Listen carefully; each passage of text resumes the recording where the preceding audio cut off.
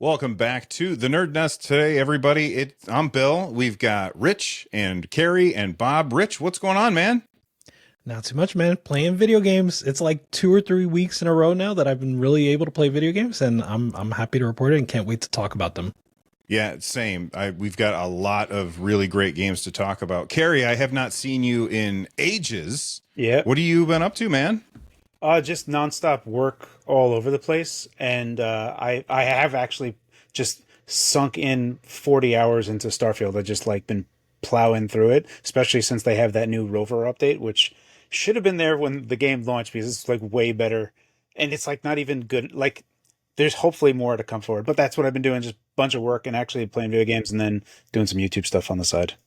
Very cool. And then we've got Bob Wolf, friend of the show. He's been on a couple times. What's going on, Bob? Nothing much. I feel rich pretty hard because I also finally have felt like I'm able to play games. I played a video game on the couch the other day. Can you believe that? That's how much time I had this weekend. So, like on a TV or in a handheld? On it, both. That's Very how much cool. time I had. Do you have more time because you said peace out to people sending you repetitive handhelds? Yes. I love it. I said I'm paying off work for the next all of this tech season. Just not doing it. Heck yeah. That's awesome. So we're going to get back to all of the games that we've been playing, but I wanted to start today's conversation off with the AMD has confirmed the Z2 Extreme chip, and some of the stats that they're talking about are kind of crazy. One of the things that is said, and there's way more to it than this, but one of the things that was said is it could take something that would normally play for 45 minutes on the Z1 Extreme chip, which, by the way, that's the chip that's in the Lenovo Legion Go, the ROG Ally, the ROG Ally X, and I'm sure that there's other stuff that it's in too. But all of those Windows-based PC handhelds that are out there are all on the Z1 Extreme chip. And if you could play a game on that for 45 minutes, if they replace it with the Z2 Extreme chip, you could play it for 3 hours, which sounds really crazy to me. So I thought that we would talk about that because that kind of changes. It feels to me like it changes the landscape of what handheld gaming would be. What are your thoughts on that, Rich? Yeah, I think so. So interestingly, they don't mention the low end, which I think, just based on me vaguely following Carrie, your tweets, it doesn't feel like this next generation does a lot in the low end, like in the sub 12 watt. Definitely let me know if I've been reading your tweets incorrectly, but that's the vibe I get, right? So it definitely seems like they're focusing on, let's say 15 to 30, that sort of sweet spot that the Z1 is in. It would be interesting if that's true. You know me, I am very wary of like claims this early on, and so it's definitely like I'll believe it when I see it. And I'm curious to see sort of how that is impacting games like Space Marine 2, right? Like, it looks like it's almost playable on Steam Deck. It's almost playable on like Ally X, but like those hordes of just monsters are tough for the CPU to handle. So I'm curious to see how it would handle something like that. So yeah, I'm looking forward to it. I'm not ready to jump in the deep end with those claims yet. What do you think, Carrie? There's a lot of like questions like battery. What size is the battery? What are they even talking about? I have no idea. If it's the Z2E is just the HX3070, the high end Strix Point. So yes, you can get better battery life at the same type of fidelity, same type of performance, just because you have more compute units and you can run at lower frequency. AMD is not going to do that. So AMD is just going to burn power like they always do. Now, Strix Point with 24H2 does have a lot of scheduler changes that make things a lot better, and especially if you push to like EPP 100, it does it auto regulate power very good. But then you're going to have to be someone that enables frame capping, and I don't know who does that. So no, this is like a silly claim from AMD. It's so far all the signs point to it being an HX3070. And that is a good chip, but it's not generational. It's just incremental. And CPU wise, it's going to be pretty good, but it's just going to be another laptop chip that AMD is passing off as a handheld chip, and it doesn't get up-to-date driver support. So I don't know. That has been a tremendous problem with the Z1E, right? Just lagging behind, especially like the staggering schedules that somehow exist across the different handhelds. For those that were listening and didn't catch everything that was said, like 24H2, that's the recent Windows 11 update that really improves performance for Zen 3, Zen 4, and Zen 5. Yeah, Zen 4 and Zen 5 a lot, and it's significant for a lot of different things. It's still the most important. The thing here that the 24H2 thing really did a lot on AMD side, which no one is actually looking at, is the EPP mode is respected in a different way, and it's more as it should be, is what it all comes down to. So if you put EPP 100, meaning you are telling the system, if I have all of this power and I have 3 subsystems to do it, I'm going to give less power to the CPU. That's what EPP 100 means. EPP 0 means all of this power I have, I'm going to try to focus all of it to the CPU, and whatever else I have left goes to the shreds remaining. And that's all that this thing does. And it didn't really operate so much in that way. It was kind of like this weird reserve. But now, since 24H2 has come out on AMD stuff, this operates correctly. So people are not, anyone that's doing benchmarks has to make sure that in Windows Power Configuration mode, like high performance, balanced, power saver, those 3 things, those are different EPP modes. High performance is EPP 0. It means go all power to CPU. So on a desktop, you're going to want high performance. On a laptop, you're not going to want that. You know, I mean, for testing gaming on a power budget constrained device. So that's one of the bigger things that a lot of people aren't really. I'm one of the only people that does look at that shit. So that's one of the bigger things that it does, and it does it better, and it does it a lot better. And it was one of the things that I saw on Asus's laptops that I was like, hey, this thing's like really doing good when I just like cap a GPU clock and put EPP 100. It was just really handling power very, very well. So yes, that is one of the other parts of the secret sauce that AMD might be including in the Z2E if they're comparing to older stuff. Who knows? I don't know. How big is the battery? What version of Windows are they testing? Right. Who knows what that statement relates to? Well, I think that they're saying it's like, okay, if all the hardware is the same except for the chip, you should get a big boost in battery, is what they're basically saying, is my understanding of it. What were you about to say? Jump in with Bob? I was under the impression. So wait, the original Z1, that is 7840U? Yeah. Is that the equivalent? Yeah, correct, yes. Okay. Yes. With Z1E like is AI 74U. cores removed or something. Disabled, yeah. Okay. I didn't even realize that the Z1 Extreme was only for these handhelds. I thought it was something that existed prior. What's the first handheld that used the Z1 Extreme? Was it the Asus? The Ally, Yeah. Yeah. Okay. So I also was under the impression that the Z1 Extreme got some decent updates. It updated with Starfield. Pretty much every big major game, these have been getting updates, no? You mean through Windows, Bob? Yeah. No. No. The AMD driver updates. Oh, right, yeah. Oh. Yeah, so there are, yes, correct. But that follows the same driver path that Radeon does, except that Z1E is a different category that AMD classifies it as. So whenever there's a driver update, and why, to answer your question, Rich, you'd see different cadences from different providers, Lenovo or Asus, they have to pay for it. So it's all up to them whether they want to pay for it or not. And that's why you also didn't see Steam Deck drivers for Windows for a long time. Valve has to pay for it. Right. So it's because it's not following standard stuff. That's one of the big problems for Z1E and Z2E, especially if it's not anything different from standard laptop parts. So what's the concern with the Z2E then? That it'll be staggered even more, and there will be everything will be spread out more, and there needs to be more updates for more devices?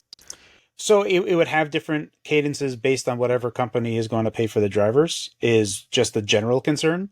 The bigger problem for me is that the Z2E doesn't offer anything new that the HX3070 already does.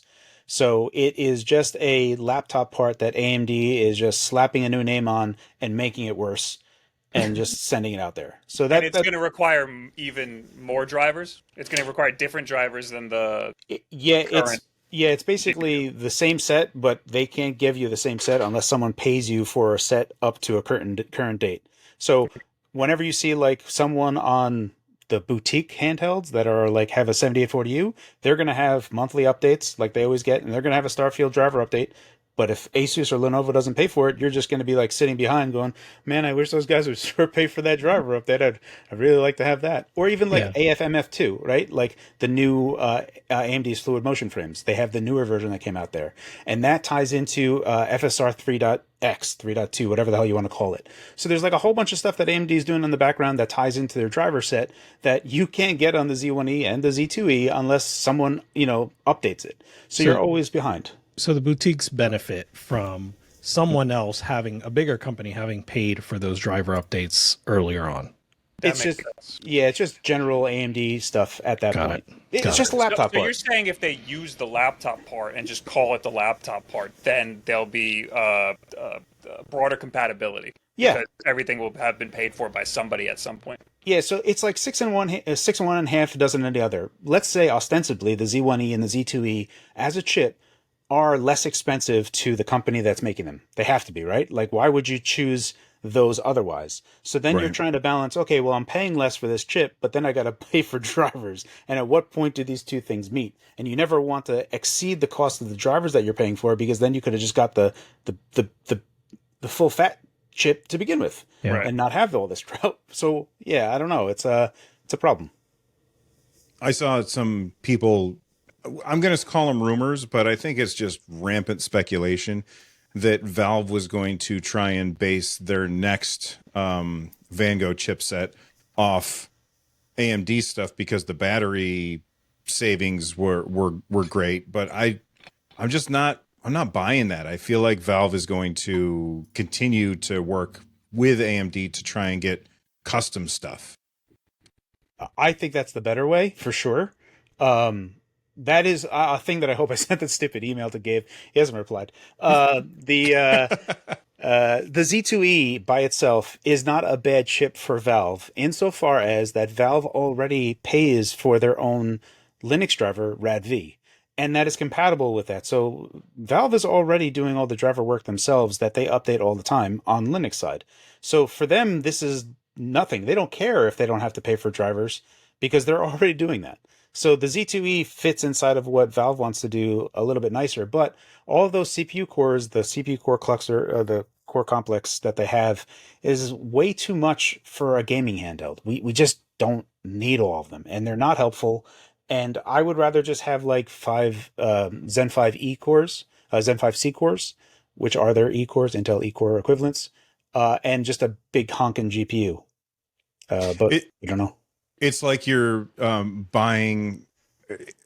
It's like you're buying a car, and they're including a bunch of nonsense that you don't want. Yeah, that's what it feels like. That's for us. It is. I mean, they are historically. AMD has a thing that they're designing laptop chips, and then it's like, hey, we have I don't know what the hell. What are those two companies? You have like Pontiac and something else, or like Toyota and Lexus, right? Like, you just have like. You have the Lexus part, and then you're like, well, let's just like make it not so good. We'll do just Toyota, and then whatever the hell the Pontiac is. It's like the same drivetrain. Yeah. From a marketing standpoint, it seems pretty nice to me because hey, I know the Z1. Now I'm getting the Z2. Hey, it's got 3 times the battery life. This sounds awesome. Yeah. Asterix. Well, it seems like Carrie has rained on our parade, and everybody wanted, 3 hours of battery life on, I don't know, Black Myth Wukong or whatever. I mean, and you're not going to get that on Z2 did a Extreme. pretty good job of getting some extra battery life out of the Z1 in the Ally X. Yeah. So any new handheld that's made is probably just going to have more battery life.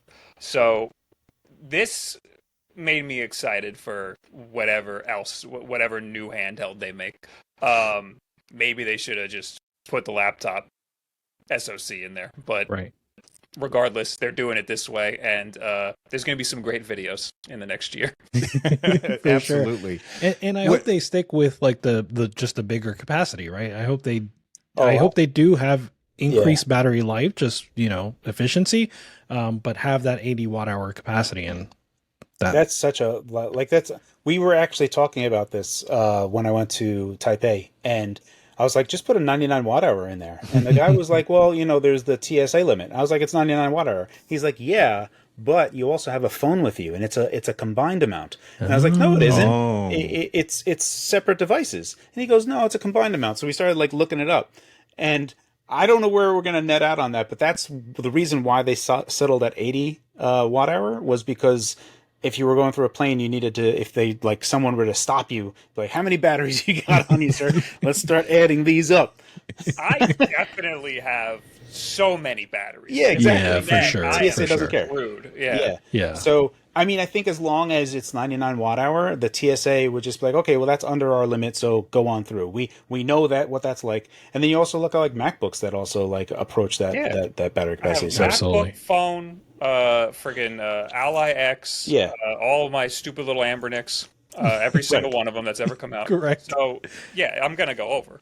Yeah, so think about what they've done. I would just like to go to 100 watt hour just because, 99 watt hour is just because it's a lot easier for me to just do the math. Same thing, I wish batteries for cars.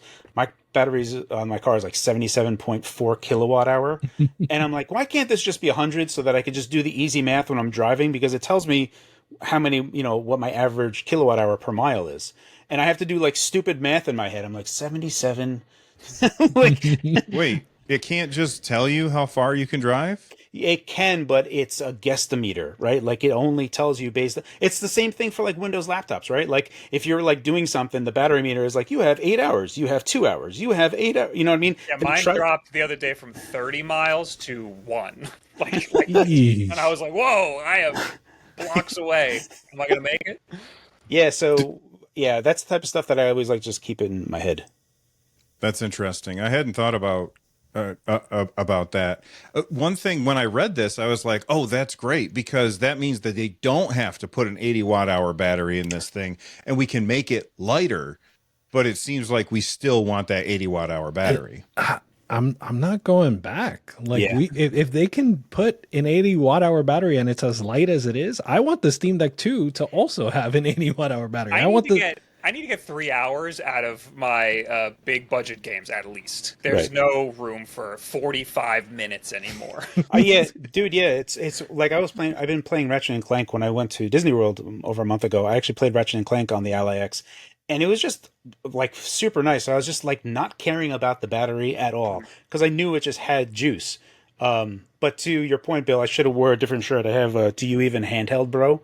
Right over here. Should have wore that shirt today. Yeah, absolutely. Well, you mentioned playing games, so let's move on from this topic and talk about the games that we've been playing. We'll come back to the news in a little bit.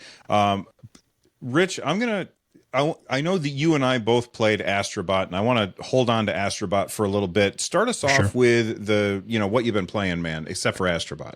Right. So the other game I've been playing is I've been continuing Black Myth Wukong.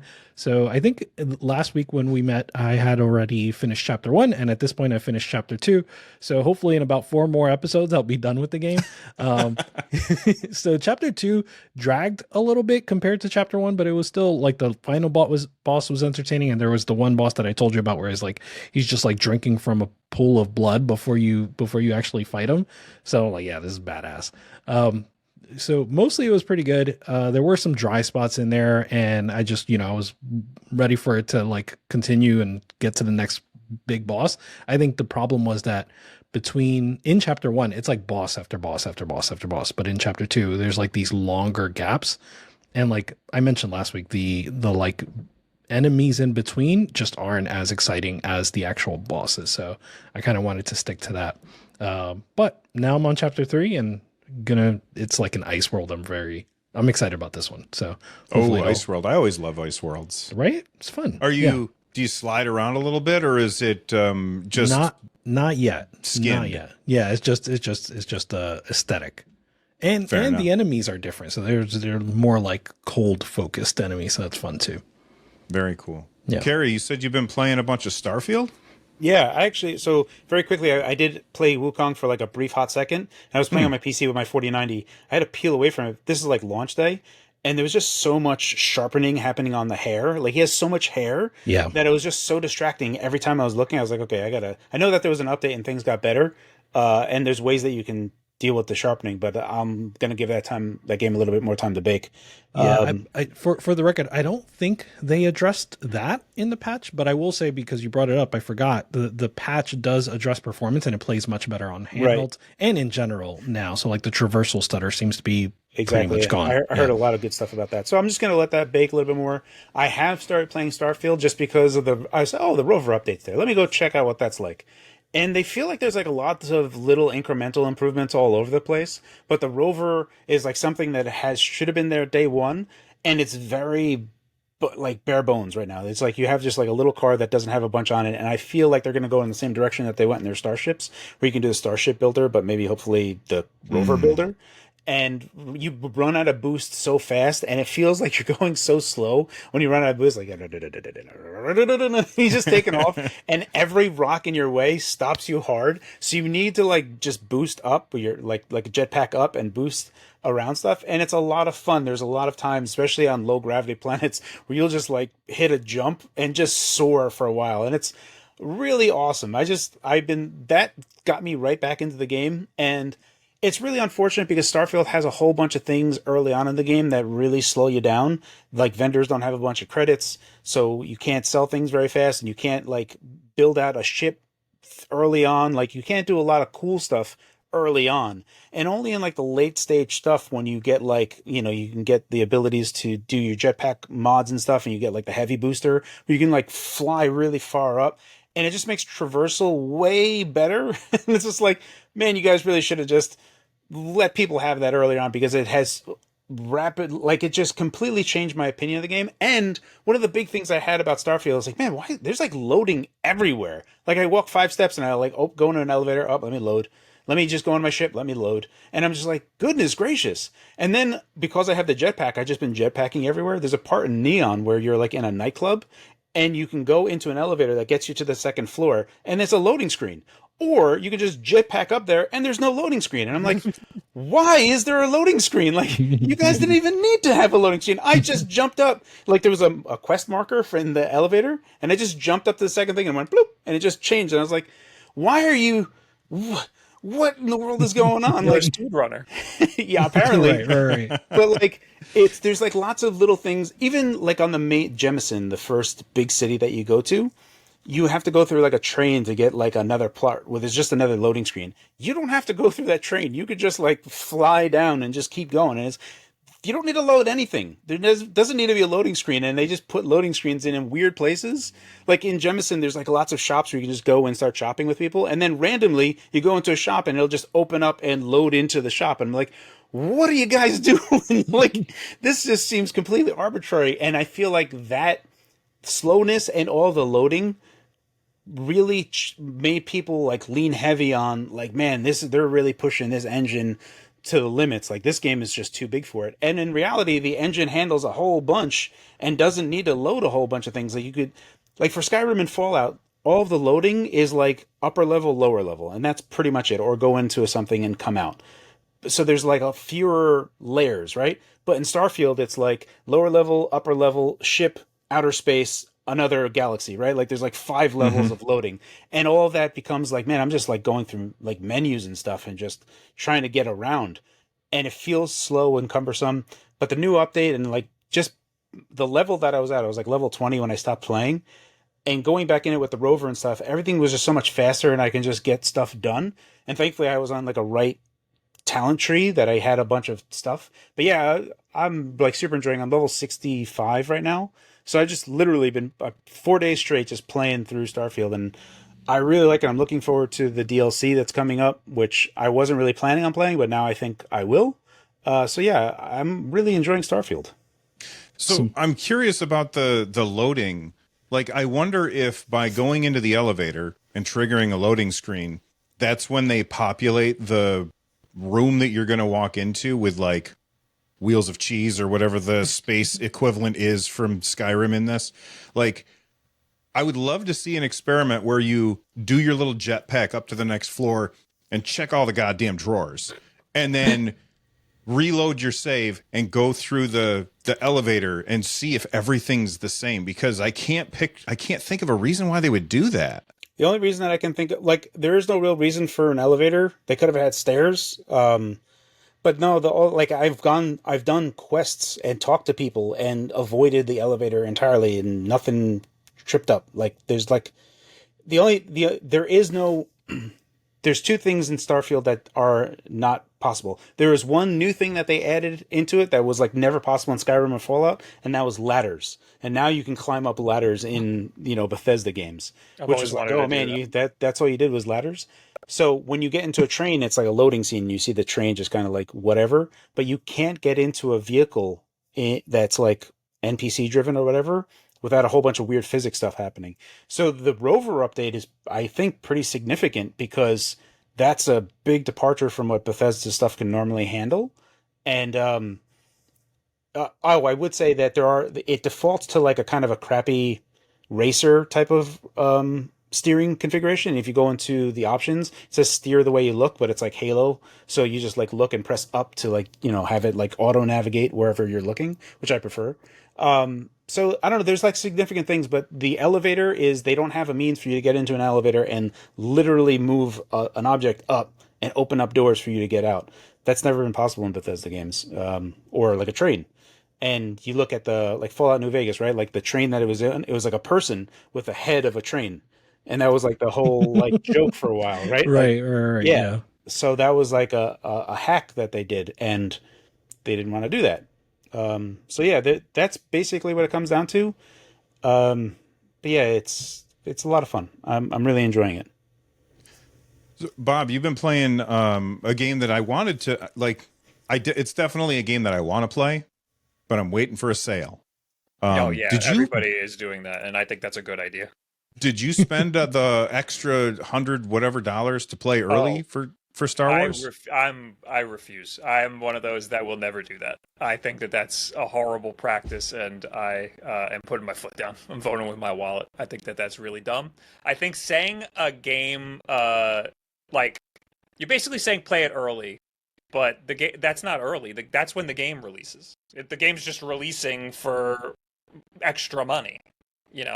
That's day one. Right. I agree. That. And then now this game did that, where it released a couple days early in quotes, and it broke everybody's save, and everybody had to restart when the game came out. So did it happen to you?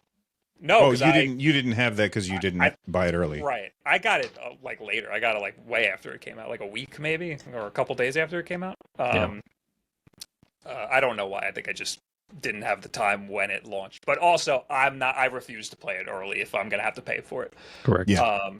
Also, I've been pretty burnt out by Ubisoft games. I haven't played Ubisoft games in a really long time because they all feel exactly the same to me. Assassin's Creed is Watch Dogs, is The Division. They're all just like kind of blur together. And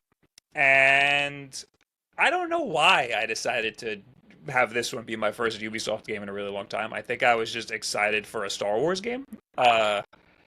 And it is very Ubisoft, but I think it feels to me kind of like an old school Star Wars game where it's like kind of janky in like some charming ways, and like it just feels kind of nice to be in that world. I wasn't expecting it to be as much of a stealth game as it is. It's like mostly stealth, and I like old school stealth games. I kind of wish it was. I kind of wish it knew it was a stealth game more, like there was more stealth mechanics in it, because it kind of just feels a little jank, like trying to like trick the AI into like not being in their cone of vision or whatever. But it's fun in that weird way. It runs pretty decent on the Ally X. I've been playing it between the Ally X and that ROG NUC computer that I made a video on. I have that posted up in the living room. And it's good. It runs pretty good. It defaults to 21:9 aspect ratio for some reason. It wants to look like a movie, so it does like a cinematic aspect ratio. But on a handheld, you're losing screen real estate. And on the TV, my TV's a little far away, so I didn't like that. But obviously, you can change it. Also, I saw that you can set it to windowed mode and you can stretch it to whatever size you want, meaning the aspect ratio can be whatever size you want. You can play it on like a super ultra wide and have a huge field of vision, or you can Oh. play it vertical like a TikTok and it runs fine both of That's those funny. ways. But the frame rate's okay. Like I'm getting I think like I was getting like a rough 30 on the Ally. I think I dropped the resolution down to 1600 by something. It's like a little less than 1080p. And that got me up to like 50 or 60 frames. And then on the Nook, it's pretty much locked to 60 because my TV is only 60. And that's at full 4K, I think. So it looks pretty decent. There's some jank, like the AI is a little janky. The world has a lot of pop-ins sometimes. It's a shitty Ubisoft game. But for whatever reason, I feel like I want to keep playing it, and that's very rare for me with a AAA game like this. How far into it are you? Do you I'm think only at this like point? 6 hours in. I checked Okay. my save last night, which is way more than I've played a AAA game in like 3 years. That's not like a Nintendo game or something. I haven't played it, but like that word charming is what, like, even as before you said it, that's what attracted me to the game. Like as I was watching trailers of it, like, or gameplay of it, like it didn't get as much anticipation from like mainstream, like, I don't know, my timeline, right? Like my timeline wasn't as excited about Outlaws as I expected. But the thing that drew me in was it just seemed charming, right? Like you get on the road bike and you're just like shooting stuff up. And it's cool to know that the stealth is like, I don't mind some jank. So that's okay with me. And I also heard that like the Ubi elements are kind of pared down, right? Like it's not like this huge open world. It is sort of open-ended and open world, but it's not as huge and Yeah. yeah. I want it to be linear because I just want to beat the game. I just want to get it over with. Same. Yeah. I don't have time for side quests, but last night I found myself doing one of the side quests or two of the side quests because it was like, oh, you can upgrade your thing that unlocks doors better. And I was like, oh, I want to do that because I ran across a door that I want to unlock. And I started like keeping track of that mission. Next time I'm over there, I want to do that. And that's also rare for me. But for the most part, it is relatively linear in that you can't really just leave the world whenever you want. It kind of like from the trailers, it looks like, oh, you can go to space, but you can only really do that if it's like scripted, at least within the first 6 hours, because the ship keeps breaking and there's like story reasons why you need to fix the ship. So, yeah, it's relatively linear, but I don't mind that at all. I want a little bit of a guide to help me. It did break in a weird way with what you said. You mentioned the stealth being janky. I was at the end of a stealth part and I did a stealth takedown on a guy. And then he had another guy phased into his body. So I thought I was taking down one guy, and then it revealed a second guy, and he turned around and was like, "You!" And then the whole mission failed. So that's what we're working with.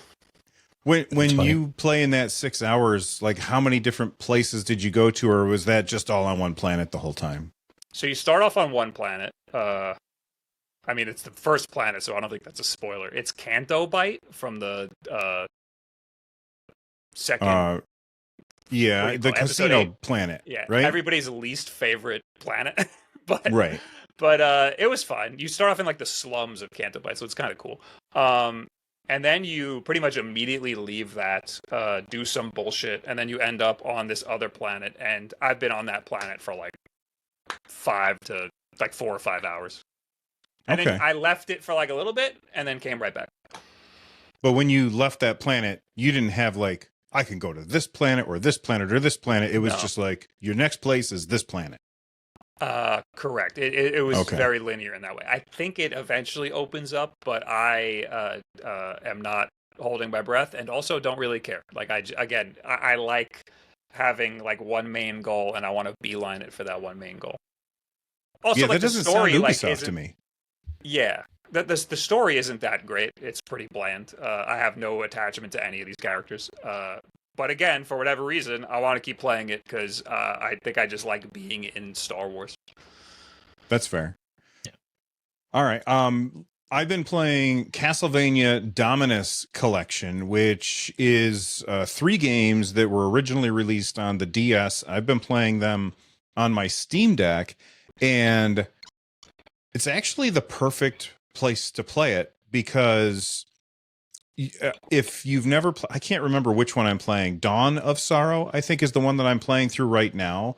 And that was a game where, you would have to draw on the bottom screen of the DS, right? So their solution, because now they've ported it to modern systems that don't have a touch screen or whatever, but their solution is, you push buttons in order to draw the little things. So, you come up to a door and you got to draw a V. So you draw the V by pressing X, A, B. You know what I mean? Because that's a V shape. It's a QTE. And I was like, oh, yeah, basically, yeah, it's a little QTE, which is fine. But then later on in the game, you get more complicated shapes. And I was like, where you have to use the face buttons and the bumpers. And I was just having such a hard time with it. And then finally, I said to myself, I wonder if this will just work if I reach over and use the touch screen. And it does. So you could just use the touch screen to draw your stupid little things. And that means that the Steam Deck or whatever handheld do you want to use, that's the best place to play this collection, in my opinion, because you could just works on the Switch too. Yeah, I'm sure that it does. And the Switch would be great if the Switch was more comfortable to hold. But I think that this is a really good collection. It's $25. I did get it as a review copy, like full transparency there. But I remember playing through whatever one has DS as the title, because all of the DS games were like, I think it's Dawn of Sorrow That is Dawn of Sorrow. Dawn of Sorrow, yeah. Mm-hmm. They all had like little DS like all the third party ones would do that. But I remember playing through that on the DS originally, and I had an absolute blast with it. And I'm playing it again, and I'm having a lot of fun. And they just took the main window and shoved it over to the side, because of course the DS was not for 16:9. And then they take 2 other menus. They put the map up on the top right, and then they put like your stats on the bottom right. And that's really useful because you fight different monsters, and like a zombie is weak against slashing, while a skeleton is weak against, I don't know, like bludgeoning weapons or something. And you get all of that information when you hit that monster for the first time on that little screen, so you don't have to go looking it up. You don't have to remember it. And I'm having a lot of fun with it. And if you can get your hands on it, I think it's a really good game if you enjoy Castlevania style games. That the game that you're talking about, there was with the 3 screens, that's the Nintendo TS. The 3 screen. They just made it. I'm glad that they did that, because a lot of DS emulators, it's always kind of like cumbersome. Like, how do you like manage the dual screens? Like, you're always like swapping between them, or having them in like either like 2 equal size screens, or 1 big size screen and 1 small size screen. And I feel like how they did it, when I saw the screenshots, it's like, oh, they have a 3rd screen there. That's useful. That's nice. I'm glad that they found a better way to kind of offer something other than the difficulty of putting a DS on a single screen. And to your point, I was actually going to ask you the question, like what they put on there. But I'm glad that they did. I'm glad more people are realizing that like it doesn't have to be that hard to just put 2 screens next to each other. Like, most games are just fine with 2 screens next to each other. Some emulators have you toggle the screens, and honestly, that's fine. I've never had a problem with emulating a game and needing the screens to be next to each other, except for Rhythm Heaven, because that game's really weird. It's like you have to turn the DS sideways like a book. So that really screws up emulators. But it worked good in Delta. There's ways to do it, and that's the reason why people have been porting DS games to a 16:9 screen, is because what do we do with that other screen? Just figure it out. It's very easy. Like, they figured it out, and I hope more people figure it out too. I do like that there's that they split the bottom screen into 2 screens, like because there's a lot of screen real estate, and you can use that. I'm assuming that the original DS game had the bottom screen toggle between your stats and the map, right? Yeah, So it did. having that split up is such an awesome little detail. So I hope more collections end up coming out, or what I really hope is on the next Nintendo console, we get a fucking DS collection, because they need to realize that it really doesn't have to be that hard to get two screens. Do you mean off the for one. Nintendo Switch Online? Yeah. Okay. Listen, I've been saying that, like, you know how like Nintendo wants to be weird, right? Like they want to have like some sort of gimmick every Mhm. generation. And like the thing is, we sort of overstate how like gimmicky it always is, right? Like sometimes it's super gimmicky and super like out of left field, but sometimes it's just the Switch, right? Like, yeah, right. Sometimes it's just the Switch where it's like, it's a little gimmick. And I think the Switch 2 could just be a little tiny gimmick. And that gimmick could just be, you can slide the Joy-Cons in with the screen being vertical. And then you can just backport the entire like DS 3DS library. That's it. That alone would be huge. Yeah, I agree. It would be really weird to see, like, people walking around with the tablet thing. I'm going to use my phone as an example. And, you're holding it like this with the vertical screen. Like, I love weird aspect ratios. It makes everything feel so cool when like something's just a little weird. I'm with you. Two anecdotes for me. One, I played, what is it? Which Zelda is it? I think it's the Spirit Train. There's one where you get a flute and you have to blow in it. So you're blowing into the mic while you're like moving your little flute around. Mm-hmm. And I always used to play that game on my bus ride, but because the bus ride was so loud, it was like I was constantly blowing into the flute, so I couldn't do individual notes. And I was like, well, can't play this. So that sucked as a gimmick, because I guess like in Japan, they're like, these trains are always quiet, and mass transit is always quiet. No one's going to have a problem whatsoever. It's like impossible. That reminds me of when my daughter was young, we got her Nintendogs and we're driving someplace, so she is just screaming at her DS trying to get the dog to learn its damn name. I literally She's like, did that buddy! like a week ago. What was You that, say Bob? like a week ago? I literally did that like a week ago. I'm screaming into my phone. It doesn't know its name. And the second anecdote, talking about the screen size stuff, is like in the long ago, like 2009, 2008, in GP32X forums, like the GP32, the old retro handhelds and stuff. This was around the time the Open Pandora was coming around, and there was a lot of talk of like the Nintendo DS emulator, which didn't really exist yet. And Exodus was like saying he was going to work on it, and everyone was, the paint the bike shed outside of like the nuclear reactor type of talk. It's like, oh, the screen should be like this, and that. And everyone has had all these different opinions. And the guy that was programming it, he wound up doing Drastic. He was like, all of you guys just have a bunch of opinions that I don't care about. Like, I have to solve how to do this. Right. and you're talking to me about screen.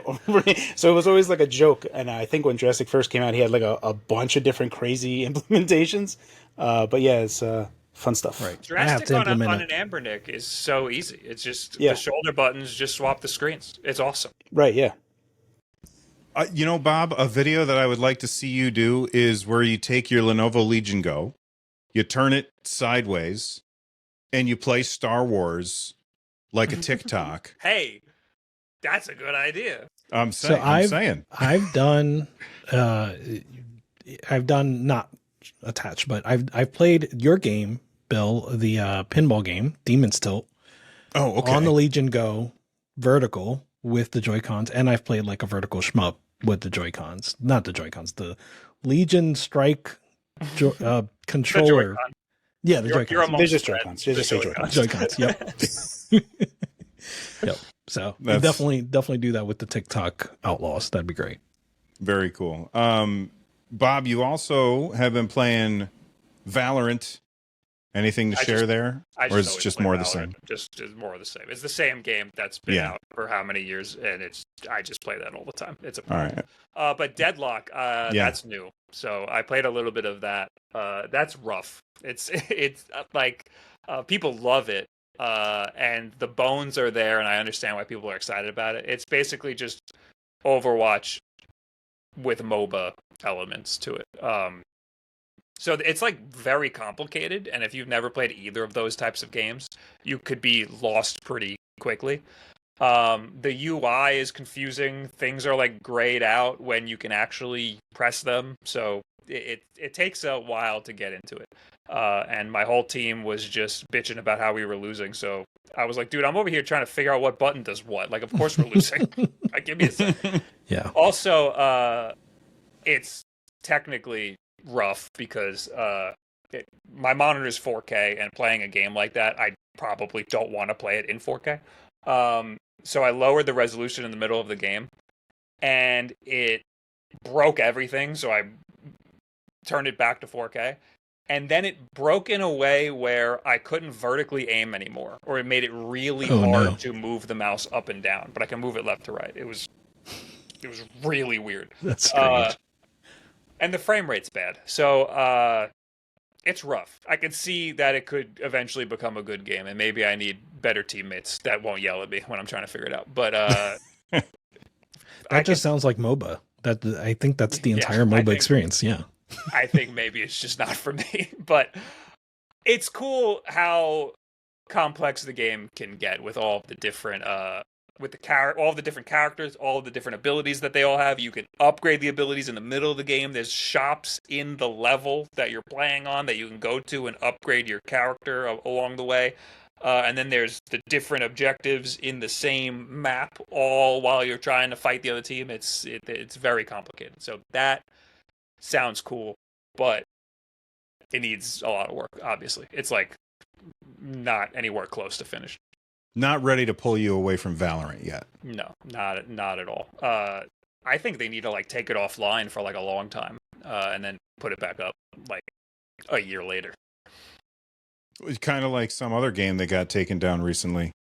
Thanks. Well, that I don't think is ever coming back.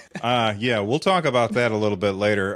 The other game that I've been playing is Visions of Mana. I just started it. I'm super early. I'll talk more about that next week. It's it's an action RPG, and so far pretty cool. I've been playing it on GeForce Now because I can play it on my Mac with GeForce Now, and it's definitely a pretty game. But I don't want to talk too much about it. But the game that I want to talk about, Rich, tell us about Astrobot, because you're a little further than me. How many robots have you rescued so far? 70 something. So there's like 300 total, at least according to the counter in game. There's probably like 302 or 303, whatever it is. But yeah, there's 300, and I'm up to 70. So I'm almost a third of the way through. Astrobot is basically the Mario Galaxy of Sony, right? So like the overworld format is extremely Mario Galaxy like, right? Because it literally is like 5 or whatever galaxies, and you travel to each one and there are like planets and stuff in orbit, and each one of those is just a level. And in the level, you're tasked with just finding all the bots. The bots are usually like hidden or kind of just charmingly hiding somewhere, right? And so you have to look behind trees or things like that, and you'll find the bots throughout the level. And in these levels, there are usually 1 or 2 of the, let's say, 8 to 10 bots that are like Sony themed. So there begins sort of the Sony like branding, all of the stuff you've seen online where you might see, and they've run the gamut, right? It's not just Sony, but things that have been influential on PlayStation consoles. So like Devil May Cry, and like Street Fighter, right? I'll leave it at that. I wanted to not get too spoilery, just stuff that we've seen in trailers. But you'll see stuff like that, and there's just a lot of love clearly for Sony branding. And then the other thing I'll say is that like this platforming is very much like in that Mario Galaxy vein, where it's not always entirely about like the platforming like as a challenge, but there are some levels tucked away that kind of emphasize that. And those are the ones that I enjoy the most, but I do enjoy all of it, where it's like more just exploration, kind of seeing what the different interactions are and seeing what sort of secrets are there for you.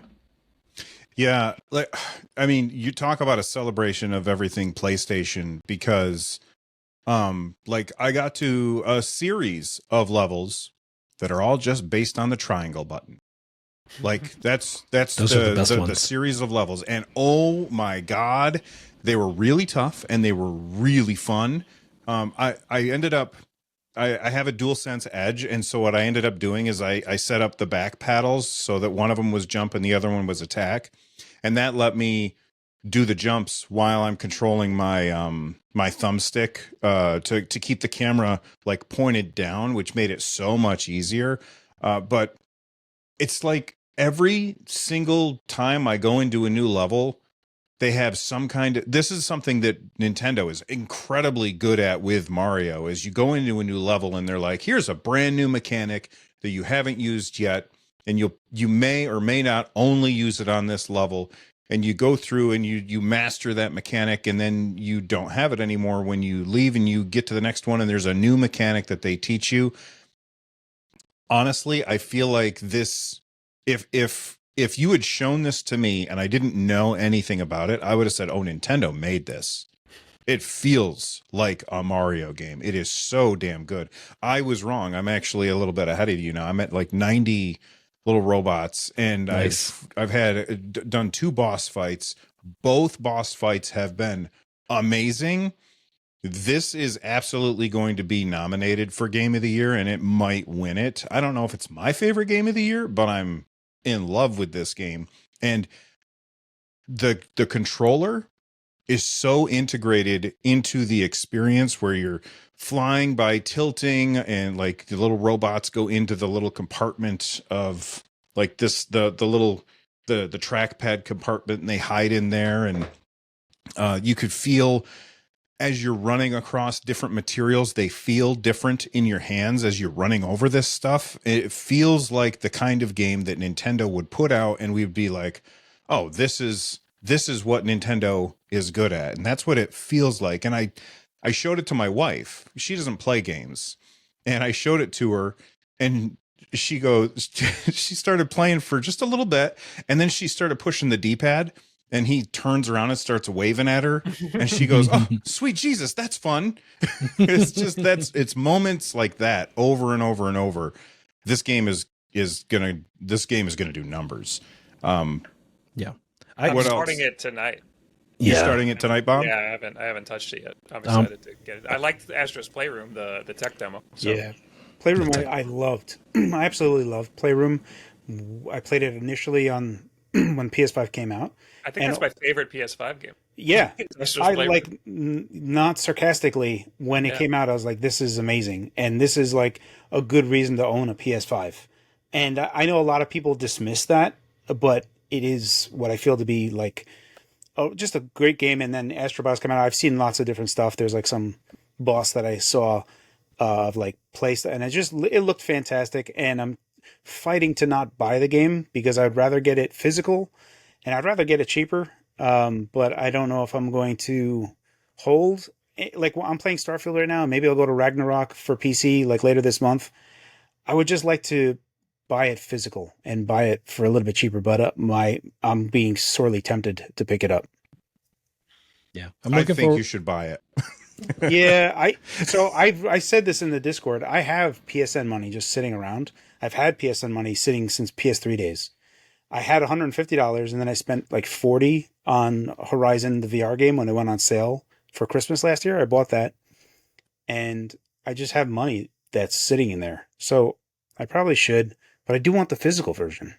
I don't know. When does the physical version come out? It's already out. It's out. Oh, well, No, I got it.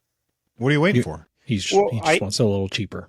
Yeah, I want it cheaper on physical. I have the money sitting on PSN Store, and I don't know. I just feel like I should be maximizing value out of it, and I don't know. Soon there'll be that like buy 2 get 1 that Target and Best Buy always do, right? Right. Yeah. So I mean, like, it's at this. The other part is like I own, I think, like 30 some odd PS4 games, and the reason I have so many physical PS4 games is because they went on sale all the time. PS4 games is like, you waited 6 months, the game was $20, and I was like, okay, boy. Oh, nice. And now it's like I wait a year and it goes down to $50, and I'm like, $50 is old. Like, this regular price. It's not a discount. Yeah. And I feel like it goes down to 40, which is like Nintendo's typical discount. But Nintendo has like been doing this forever now. And I feel like you can't give me that whiplash of like, I bought Uncharted 4 for PS4 for $8 physical. And like now for all these, I know Astrobot's only $60, which is fine, but like, I don't know. This is where I am. I'm just, my backlog is forever, and I feel like I can't be paying like MSRP. That's fair. Yeah. I will say my one criticism is that it doesn't do anything with the VR. Like, I don't even need it to be a VR game. I was like, at one point he's wearing a little VR helmet, and I was like, oh, I wonder if you can do anything. So the next time I played it, I got out my stupid PSVR 2, which I never used because I wasted my money on that thing because they didn't put out any freaking games for it. And I plugged it in and I put it on, and it's just like having a big screen. But you know what I would have loved? If it was 3D. Like when you played, what's the Mario 3D game that was on the 3DS and it was in 3D? Super Mario 3D Land. Thank you. Super Mario 3D Land. This would be perfect like that. And I would play it with a stupid helmet on in 3D if I could, but it's just, hey, you've got a big fake TV in your room, which is cool, but not good enough. Did they make an Astrobot VR 2 game or only a VR 1 game? VR 1 game. Oh, that's which why. You can play on PS5 with the special adapter, but you can't play. Yeah, no, it's dumb. It's a big mess. Really dumb. Yeah, that's a giganto mess. Yeah, and all they need to do as far as that goes is they like remaster it, right? And which should be relatively, for that studio, relatively straightforward to do is remaster it for PSVR 2. But, you know, in my opinion, like Sony, we all kind of see how Sony has sort of mishandled their studios as of late. But I think like Team Asobi is a good example of that, because Team Asobi has sort of been relegated at this point to like tech demos, right? Like VR Rescue Mission was a tech demo and Playroom was a tech demo. But both of them like really stood out, and it took this, right, for Team Asobi to sort of be recognized. And it's one thing for that to be the case, like in media, in journalism or whatever. It's a different thing for like the executives to not have seen that up until, you know, whenever Bot got greenlit. You know, there's a part of me that I think for Team Asobi, when Astrobot's Playroom came out for PSVR, like the launch game that came with PS5, I feel like that, like, there was a lot, it wasn't just me. I know that there was a lot of people that were like, for sure, not sarcastically, like, this is dope. Like, all the DualSense stuff that you guys got going on here, this is really awesome. So I figure like after that came out, they got greenlit in what is like 4 years or so, or 5 years of a development cycle. Yeah. Which isn't that long. And like, you know, how long was the development cycle for Astrobot? I'm not sure, but like, I think like everything that's been happening, and we're seeing like what happened with Concord and like all this other stuff that they've been like really just spending a decade for a single game, and it just crashes and burns, and everything's got to get pulled back. And, I wonder what studios are going to do, because Astrobot is a celebration of everything everyone likes, and people are raving about it. And I'm sure it wasn't all that expensive for them to create. And so hopefully someone learns from this. Well, I think we've learned that suits don't learn. You know, you look at WB, they had last year's biggest game of the year, the Harry Potter one. What's the Harry Potter one? Hogwarts. They had Hogwarts Legacy, did crazy numbers, single player game, you know? And then what do? They double down on Suicide Squad, Kill the Justice League. Like, they just keep making they keep making these big bets, because they think if we make one of these big bets and it pays off, it's worth all of the times that it didn't pay off. Right. But what everybody seems to want is just more games like, you know, video games, you know, like Astrobot's Playroom. It is just there. It feels like, what did they want to do? They wanted to make something fun. What did they want to do with Suicide Squad? They wanted to make something that would earn them a lot of money. And that's what it feels like. There was a joke by Gene Park in Concord, because they were closing it down. Everyone that was playing the game was trying to get achievements and stuff. So when the game started, they would all like commit suicide. And it's like, Concord, the game that actually became Suicide Squad. That's awesome. But Astrobot is this year's 3D Mario, and Russ, who's not with us because he's in Germany, which is why I asked Bob to come on the show. Russ said he gave me a little shade because I said that Super Mario Odyssey is the best 3D Mario ever, and he said that I was dead wrong. So I thought, he's not here to defend himself. I want to hear what other people think is the best 3D Mario. Let us know in the comments down below. What's that, Bob? Absolutely insane.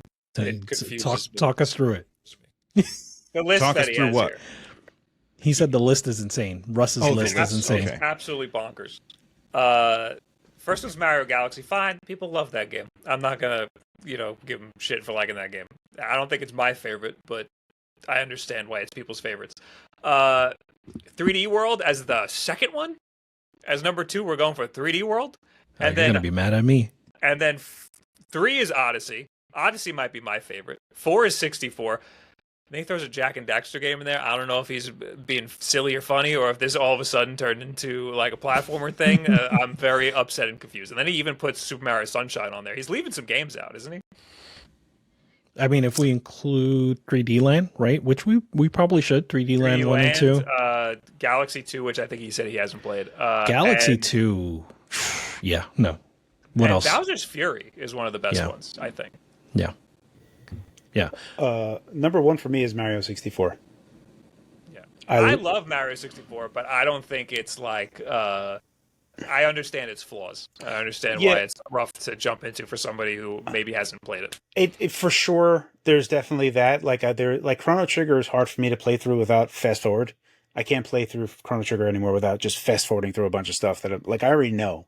But when I didn't have that and going through it the first time I played it, but like Mario 64, when it came out, with what the N64 was doing, like going into a tapestry and having that like kind of wobble and like go through there, and all the things that they were doing and how they compartmentalized all the singular stars. Like you had a focus for each level of what you wanted to do, and then they would tilt and turn each level in different ways as you replayed it to get different stars.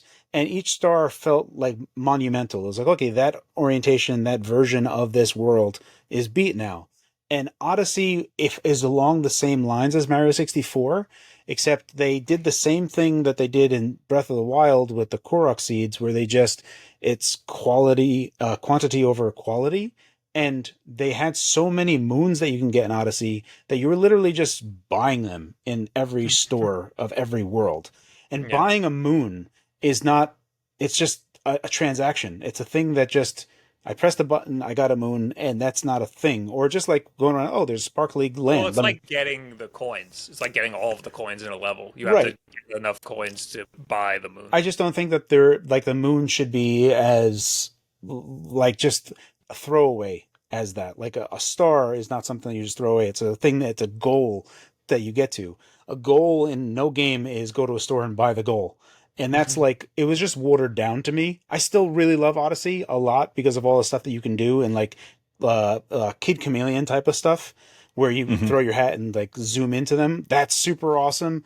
All of that stuff is really good. So Odyssey is really good. It's just that I have a kind of a love-hate relationship with it, insofar as that the flaws for me are game design choices that I don't align with. And that's why I still think Mario 64 is still my favorite 3D Mario. It's because it's just really honed in a lot, and there's not a bunch of filler in there. And Odyssey, there is a lot of filler moons, and that's the only thing. I just hate filler. I hate filler. I hate things that are just padding time.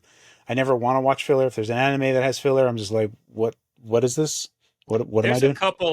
There's 120 stars in in Mario 64, and there's a couple of rough ones. There's a couple of them that are a little. Yeah, I don't remember. I'm sure that there are. But I'm like, it was whatever, 15-year-old me. There's some like PC ports of Mario 64 where like they fixed the camera, which is amazing. Right. But they also, some of them will make it so that you can get multiple stars in the level. Like it won't just throw you out of the level. And at first you're thinking like, oh, but some of the stars, it requires you to pick them. And it still does that. But there are a lot of stars in Mario 64 that don't change the level at all. It's just they throw you in the same part of the level, and it would be nice to be able to get multiple stars in one Without, go. So yeah, the PC ports that do that end up being really intuitive. It's like a little quality of life update for Mario 64. that's a good point. And I would concede that is filler by kicking you out because they're just wasting your time. It's like go through the level again. And I would love to see like a remaster or a remake hell of yes. Mario 64. yeah, I wonder. Well, I mean, at this point, it's like when they had like kind of tossed the baton over, and Miyamoto is like kind of overseeing things and letting other people kind of do things now. I think that there's like growing pains or just their own vision that they're trying to impart and stuff. But there's definitely Anuma, I think, is like you can see there's just like a thing of like get a lot of stuff. If you have a lot of stuff, there's lots of stuff to do. And I'm not sure but I'm only basing this on Breath of the Wild and Odyssey. But Mario 64 is the first. I like Sunshine I didn't finish at all. Galaxy I didn't finish at all. Mario 3D Land I finished. What are you doing? With Galaxy? No, I'm just not finishing Mario games. So Sunshine, I don't know. I just kind of like, and then I would say it's worth the finish. I'll say that. So in terms of like my favorite, so like here's the thing, right? Like Mario 64 and I'm looking at the list, maybe Mario Galaxy, like quote unquote objectively, like those we would probably agree those have had the most impact. Mario 64, Mario Galaxy 1 have had the most impact. But that's not like how I think about like what is the best. Probably what I think about is just like which one would I fire up right now? And which one would I run to fire up first? And I think for me, the answer is Mario 3D World. I just really enjoyed that like meshing of like everything, right? Like the 2D and 3D platforming, the different characters. I really enjoyed all of that. And I felt like Bowser's Fury even more solidified that for me, right? Like Bowser's Fury was really good. And I'd love to see another campaign. So I'd love to see a whole like Super Mario 3D World too. The only other game I would say that brings that, well, actually Mario Odyssey is one of them because of the movement mechanics that really good. I would fire that up today. And then Mario Galaxy 2. Mario Galaxy 2 was just super polished and had all of like the fun challenges that I enjoy from a Mario game. And then some of the more just like exploring and stuff like that you get from like Super Mario 64 and the 3D Mario games. But I really enjoy like the challenge that you get from like the 2D Mario games. So that's probably a lot of why I would pick 3D World and Galaxy 2. Sunshine is rough. I used to defend it so much. I was like, oh, yeah, it's not that good. But like in terms of Mario games, it's like still pretty good. And then I replayed it like when it came out on the Switch, and it fucking sucks. It is rough. It is rough. It's very rough. But it is rough, but I think it's overhated. I think it's overhated. It is definitely the worst Mario game. Like I agree with that, but it's still good. Yeah, I didn't hate Sunshine, but I didn't feel compelled to keep playing it. There was no like desire in the back of my head. Like right now, Have you gotten to the pachinko level? I in Sunshine, I don't even know what the pachinko level is. Well, then you haven't gotten to the point where you'll hate it. Oh, okay. So yeah, I mean, it was fine. I didn't hate it, but I didn't feel compelled to play it. And I think one of the things that I love about Mario 3D games that I didn't like in like Super Mario 3D Land is it has that thing where even in 3D World, where after you beat a level, you kind of go out to this like overworld thing, and you kind of like your characters are like chibi size, and they're kind of running around in an overworld, and you can go to the other world pretty fast. I prefer how it was in Odyssey, and I prefer how it was in Mario 64, where it was hub spoke type of thing. I feel like in Odyssey, when you get into the hat thing, you're still kind of moving along. But Mario 64, I prefer the hub and spoke thing, where you're at the castle and you're going into different stuff, and you get the flavor of what the world is going to be like as you're going there. Like in Mario 64, when you're running towards the painting and the painting just like gets bigger and bigger and you're getting smaller and smaller, and you like kind of jump in and you're like, oh, this is going to be, I liked that type of way a lot better than just kind of almost the mobile way of like, you're going to the next level, just press this button and you're at the next level. I feel like I want a little flavor. I want a little sizzle when I go to the next level. I don't know. I didn't play enough of the 3D line games, but for like 3D World, wasn't it just like Super Mario 3? Like it's that, right? Like it's that overworld where it's that overworld where it's Super Mario 64. It's like a hub world, and it turned into like a little mini RPG where it's like you need this many stars to enter the next room, and you don't even know where it is. You got to go find it, and that added to the game. And we haven't really seen that. There was like a little bit of that in Galaxy, but it wasn't as in depth. Yeah, there's a little bit in Odyssey too, where you're just feeding the moons into the hat to. Yeah, but when you go to the next world, you just go to the next. Yeah, world. Exactly. Yeah, so it's. I don't know. I still really liked Odyssey. There was tinges of where Mario 64 was in there, but I still. And this is like rose tinted glasses that I'm looking at it through, because I played through Mario 64 twice and got 120 stars twice on there. I really, really enjoyed that version of Mario. It's my favorite by far. Yeah, Rich, you were saying that the game you would go back to and play right now if you wanted to was, what would you say, 3D Land? Yeah, 3D World. I would say 64, because I love Odyssey, but it is just a lot easier to jump into 64 and just like mess around. So if that's one of the requirements to the list, that might end up being my favorite one. But I feel like that's definitely because we grew up with that game. You got the nostalgia glasses on. Yeah, a little bit. It's like for a me, game. Odyssey's my favorite because every moment that you're playing it, you're doing something different. Yeah. Mario 64, it's the same moveset the whole time. Not that that's a bad thing, but you don't get nearly as much variety. And I think that Nintendo, every time they put out what's that? You just anchored a whole Mario 64 movement community. I love Mario 64. It just doesn't have as much variety as Odyssey. I don't know. In Odyssey, you throw your hat on a guy and you turn into that guy, and all the guys are different things. So yeah, there's a huge breadth of different mechanics. But some of the guys you throw your hat on, it gets weird. That's true. It does. It's like when you're a stack of Goombas and you're like, really? All right. Bob, I know that you had to go in 10 minutes. So we're going to go fast and just pick like one of these stories to cover. Anybody have a preference looking at the show notes? I guess if I had to pick maybe GTA 6 or Concord, I suppose, but I'm pretty open. I don't know anything about GTA 6, but what is it? What happened? It got delayed.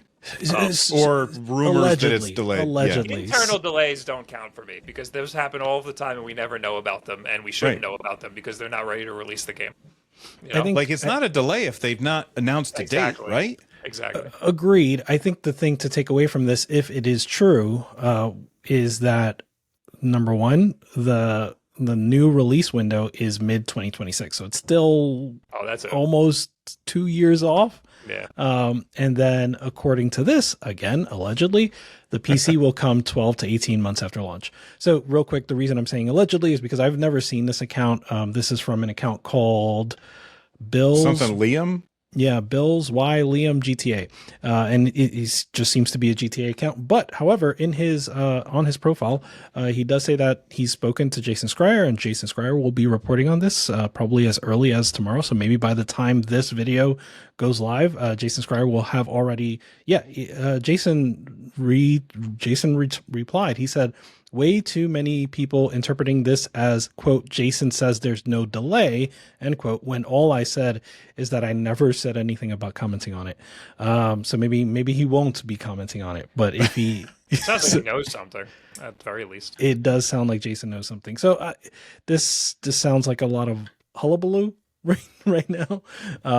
But if true, that's a long time to wait for GTA 6, which has already been in development for a very, very long time. There's I think the only thing that I would talk about is the implications that you look at a lot of the gaming analysts are waiting for GTA 6 as a catalyst event to break out of the 8-year rut that the console industry finds themselves in. Insofar as you look at Xbox, you look at PlayStation, they're the top 10 grossing games are 8-year-old games that keep, Fortnite, that people are still putting money into. So there's a lot of gaming analysts that are waiting for GTA 6 as a catalyst event to kind of like jumpstart this generation or something, because they're tired of always looking every month of the same games being where all the money for gaming is going. And we all feel this, ourselves. Like everyone's getting burnt out on gas games, and we want single player games, but companies making games don't want to make single player games. Everyone, even the movie industry, right? Like Beetlejuice came out. I saw it, and I went to the theater and saw it, and it's okay, but there's like a lot of conservative media creation, where conservative insofar as making safe bets for what you're putting your money into, right? Like they don't want to spend any money making stuff if they're like, oh man, this thing's going to burn a bunch of money. So they're remaking stuff, remastering stuff, sequels. There's like sequelitis, remake, remaster, gas stuff. It's I get it, but I think a lot of us are in this bubble of like, please, someone do something. And GTA 6 is a sequel, but it's also a tentpole release for everything. So it's a sure shot. It's like no one. Yeah, it's going to make gazillions of dollars. Yeah, it's so big. It's its own economy. Like there's going to be like YouTube channels sprouting up around it. Right. There's so much money to be had around this one release. So that's why everybody's all eyes are on it, and that's why it's a big deal that it's being delayed. Yeah, but also again, we don't know if it's being delayed. Like the PS5 Pro. A lot of people are what do they need a PS5 Pro for? Right now, no reason. But there's a lot of people that Astrobot. I'm sorry. It runs like a dream. Don't buy a PS5 Pro. Exactly. No. Like I mean, like what is compelling? Even you look at maybe Space Marines 2. Space Marines 2 is running much better on Xbox, and all those extra CUs are finally starting to show off on Xbox Series X versus PS5, and it's handily beating the PS5 now, like where it should be. So you're looking at differences and like how. Even look the 1080 Ti. Look at 1080 Ti versus the 2060 even, right? When you looked at the 1080 Ti versus the 20 series of GPUs from NVIDIA, it was like, well, why? There's not really a big difference. The 1080 Ti is still a champ. How they were doing geometry from where were they doing like compute and stuff? If you take a look at benchmarks of the 1080 Ti versus the 2060 is ahead considerably over the 1080 Ti. So you can see this shift in where compute is for render. And this is like, it's a next generation game. So we're finally starting to see next generation games. And unfortunately, it didn't really matter much for Xbox Series X for a lot of its life. And now we're already talking about the next side. So when PS5 Pro comes out, it's going to have that compute with those extra CUs on it. So I don't know. It's whatever, but we're starting to see the next gen of stuff. Unreal Engine 5 is starting to come out. I've actually heard some weird stuff about Unreal Engine 5, like apparently Fortnite is also siphoning brain cells from doing stuff in Unreal Engine 5, where the latest version isn't even like good for developers to actually use. So I don't know, there's just like interesting stuff in terms of next generation stuff. GTA 6, there's a lot there that it's almost a signifier of when the next generation starts, and I would probably just leave it at that. Yeah, no, like you're right. Most people who are playing games now, like we look at games and we're like, oh, whenever there's a big release, everyone's playing it. Like Astrobot, everyone's playing Astrobot. But really, everyone just plays Fortnite, Valorant, and Grand Theft Auto, and like Roblox. When I've had multiple people tell me like, oh, I need to get a PC for my kid. What should I get? Because they're like, they love the Nintendo Switch, but now it's time for them to get a PC because they see all these other people playing PC games. I'm like, oh, what are they going to play? Fortnite. Yeah. Well, you can get anything then. Yeah. So now Grand Theft Auto 6 is going to come out. Everybody's going to want to play that, and they're going to need new hardware and stuff. So you're right. And most people don't have PlayStation 5s. A lot of people are still playing games off of PlayStation 4 because they can still play their Warzone, they can still play their Call of Duty, they can still play their Fortnite. So Grand Theft Auto 6 is going to be the one that's going to bring people into a newer generation of hardware for sure. Well, you know what you don't need a new generation of hardware for is this game that Michelle Williams sent in a comment last episode. They said, sounds like Flowstone Saga would interest you guys. Tetris, but it's an RPG. They played the demo and they loved it. The game comes out on the 17th. Are you guys fans of Tetris? I'm a fan of Tetris. Yeah, absolutely. Okay. So look this game up. I'll put, like, when I edit the video, I'll put the video of the game on there. That's exactly what it is. It's a Tetris RPG, and I'm sold because last time we were talking about Peglin, where you play as you play Peggle, and you're just like this little goblin guy doing RPG stuff. Flowstone Saga looks cool, and I'm going to be buying that on the 17th. It looks real cool. Yeah, and the demo's out, as you mentioned. So yeah, I will be trying the demo post haste. Yeah, I need this. Really awesome. Last thing is Bob is on his way out of here. We only got 2 minutes left with Bob. So Bob, tell everybody where they can find your stuff and what you're working on right now. YouTube.com/wolfden. It's spelt weird. You'll figure it out. There'll be a link. This week I'm working on a video on the MIG switch and the dumper. And the dumper is really cool. I have been, dumping all my games and playing them on all different weird hardware, and it's been a lot of fun. You can add like mods to it too. I found widescreen ones, so you can play Mario Odyssey in widescreen. It's fucking awesome. So do you have the one where it has the button to switch between the games, or do you have to do the one you eject? I have to eject. It actually sucks. Like the MIG, I don't like the MIG switch at all. I was using it and I had a bunch of games on it, and then it just stopped registering all of the games. It wouldn't let me switch games. I could only use one. So like imagine if you're like on a flight and you thought you were going to have all of your games with you, and instead you have one random one. That would be horrible. So I don't think what would be the worst game to have in that situation? What's the worst game to have? Oh, Nintendo Switch Sports, because then you're on a flight and you got Yes. Yeah. For sure. Yeah. So yeah, I don't like the MIG switch at all. I don't think I would ever use it. The only benefit is piracy, and you need to pirate very specific versions of the games because they have to be like basically raw dumped from somebody's cartridge. So it's really hard to actually even use it for piracy if you even wanted it to. The cool thing is the dumper, because you can dump all of your games and play them on your computer, and that is sick. So just get the dumper. Forget the MIG switch. I'm sold. I'll get the dumper. Get that dumper. Get that dumper. That's right. Dumper. There's Rich, what are you working on, man? News video. So I just had 2 videos come out this past week. So this next week I'll have a news video coming soon talking about Steam OS 3.6 coming to stable and a few other things. And Carrie, what are you working on? Tell everybody where they can find it.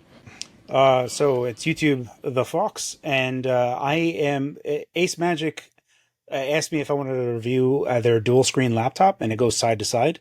And That's cool. GPD has their top bottom one coming out, and I was like, oh, I'm going to be able to answer the question of which one would be better, left, right, or up, top, bottom. So they were like, hey, do you want to review this? I was like, yes, I would love to review it. There's interesting things about it. They have like hardware buttons so that you can press like a button to only have one screen, or move it over there, or a button to have both screens up, or a button to mirror your screens. So rather than having Windows or your operating system just like, oh, there's 2 screens, figure it out yourself. They have hardware buttons that seem to have some software element that they wrote that also is on Windows. So they share brightness settings. So if you're doing brightness, the brightness will go up and down exactly the same as on both. So there's things that are cool, but I still have to run Linux on it because I think it's going to be broken on Linux. So I have to see. It's interesting. My wife looked and she was like, "Oh, that's cool. I would love that." Because just productivity reasons, right? Like having 2 screens on a laptop is useful. Instead of having is like it real heavy? Yes, it is. It is alarmingly heavy, which is a thing that is like, man, this thing's chunky. I mean, in terms of like a gaming laptop, it looks surprisingly thin, honestly. Yeah, it's neat. There's just some weird things that get in the way, right? Like when you open the screen up, like right to left, the screen has to be open in such a way that you can do it. So it can't be like, the screen can't be like this, because if you open it, it would hit the keyboard. So you have to like make sure it's at least 90 degrees or over. And when you do that, you have to make sure there's nothing around its vicinity when you do it. So it's kind of a bit cumbersome to get set up. But once it's done, like I was even just using it on my lap, and it is off balance to some degree, but it's not too much because of how heavy the goddamn thing is. So it's interesting. There's, they're using an Alder Lake chip on it, which is old and crappy, but that's not the point of it. The point of it is for productivity, and it can do that stuff just fine. So that's what I'm doing. It's an interesting it's an interesting device.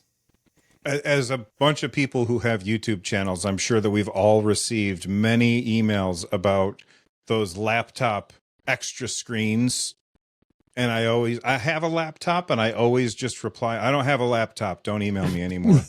But because I cannot imagine how that being useful, but I cannot wait to see that video, Carrie, because I want you to convince me.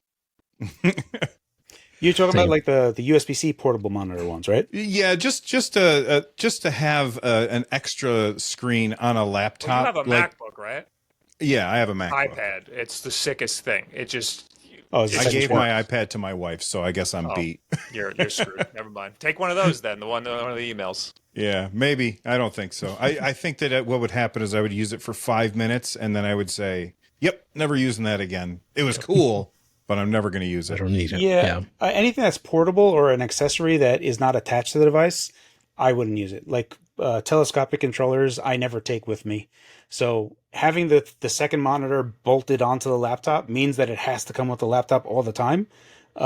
So that's a useful feature for me. If it was separate, then no, this would be kind of silly. Yeah. Very cool.